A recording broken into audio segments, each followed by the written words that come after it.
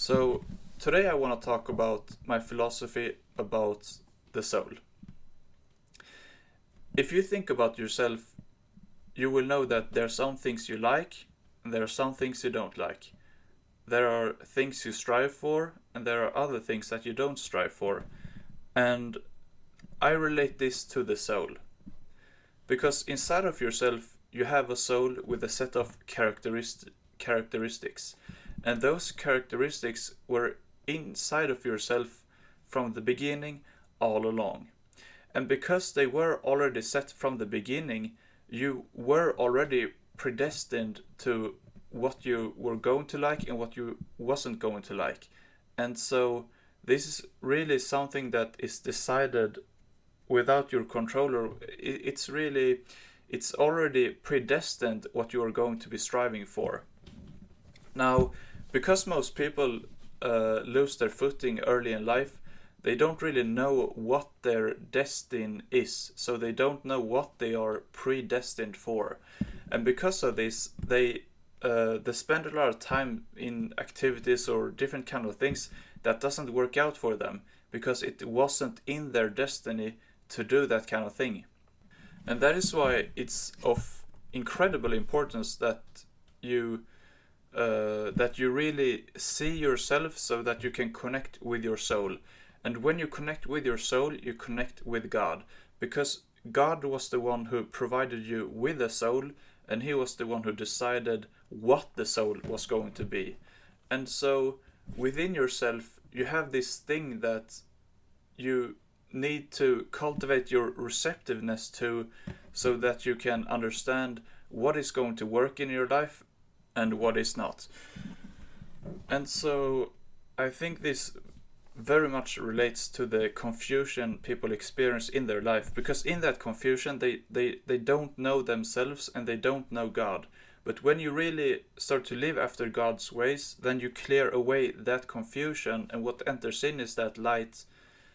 It is that soul, and with that you really you gain that clarity so that you understand what the next step forward is.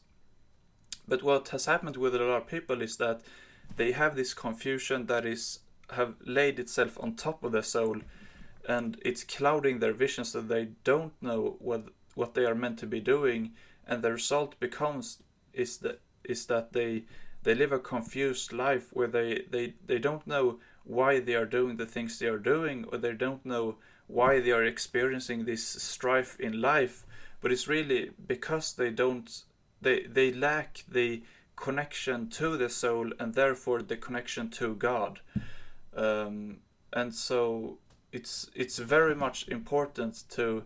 I mean, people can't really make free choices because you don't really have free choices. But it's very important that you will try to lean into the right direction, and so with time you become separated from the bad things that is